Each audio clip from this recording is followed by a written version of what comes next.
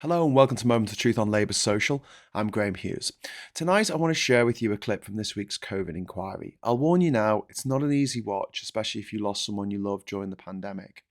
Here's epidemiologist John Edmonds talking frankly about the deadly dysfunctionality at the heart of the British government under Boris Johnson.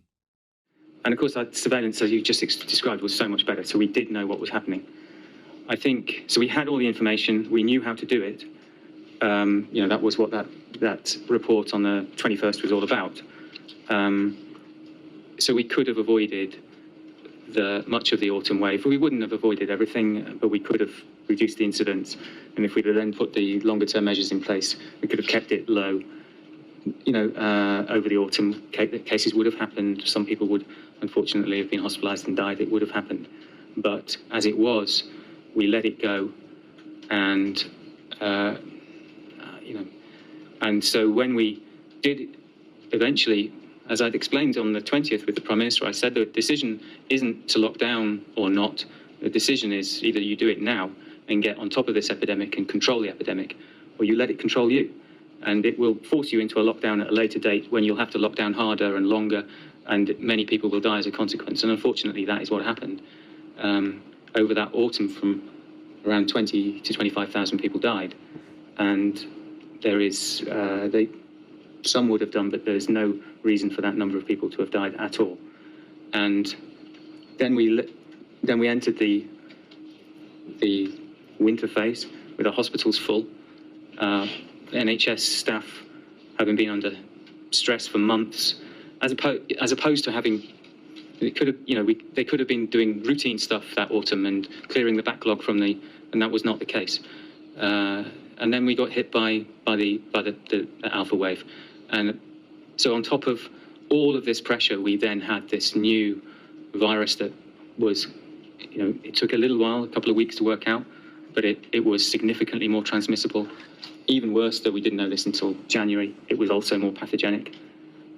So we couldn't have been worse prepared, really. Why did the lockdown from the beginning of November to the beginning of December not bring the levels of incidence, the overall rate, down enough to stop the re-emergence of the greatest part of that second wave, in fact, the peak in January? So it wasn't as stringent as the original lockdown. The key reason that schools were open, and I think everybody wanted the schools to be open, but there were other things. So there had been slight adjustments in who would be key workers and things like that. Was it long enough? Well, if it had been done earlier on, if it had been done, in September, it would have been plenty long enough. Or we could have done it around half term. So you'd have had the combination of the schools being closed. As it was, it happened just after half term. It was really it showed there was no real strategy, no long-term thinking. Instead of just bouncing into a panic decision, as opposed to taking a strategic view of it and getting a grip of the epidemic and doing what was necessary when it was necessary. Is that why, on account of all the things that you say were not done that should have been done, and because the consequence is so terrible that you describe in your statement that second wave was, for you, the worst moment of the epidemic? I said it publicly at the time. I really did think it was truly awful. And of course it was. Another 65,000 people died over the next few months. 65,000 people. There's an old quote, often attributed to Joseph Stalin, that one death is a tragedy, a million is a statistic. If Boris Johnson had straight up strangled someone's grandmother to death in a darkened alley, he'll be in jail by now. But because he killed thousands of people, he's got away with it, hasn't he? He may not have had his hand on their throats, but thousands died gasping for air as a direct result of his incompetence and blithe disregard for the sanctity of human life. Boris Johnson just wanted to party. That's all he ever wanted to do. He didn't want to lead. He didn't want to govern. He didn't want to do the actual job of being Prime Minister. He was far too lazy for that. He just wanted the accolades. He just wanted the adulation. He just wanted his name to go down in history. Okay, Boris, your name will go down in history, and we will damn well make sure it goes down in history as the Prime Minister who presided over the greatest slaughter of British people since the English Civil War.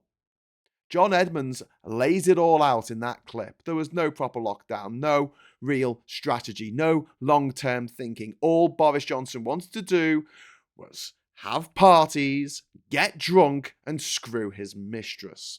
He was a lazy, dysfunctional prime minister in charge of our country, the worst possible person to be in charge at the worst possible time. Thousands of us died for no reason other than his arrogance and incompetence. Thousands died under his watch. He simply didn't care. The millions of us who, one way or another, lost loved ones during the COVID pandemic will never forget, and we will never forgive. I believe that Boris Johnson should spend the rest of his miserable, godforsaken life behind bars for what he did to us. It was his choice not to stand aside and put someone competent in the role. It was his choice not to lock down when the scientists told him to lock down. He's the man who said, "Let the bodies pile high." Well, they did. What do you think? Let me know in the comments below.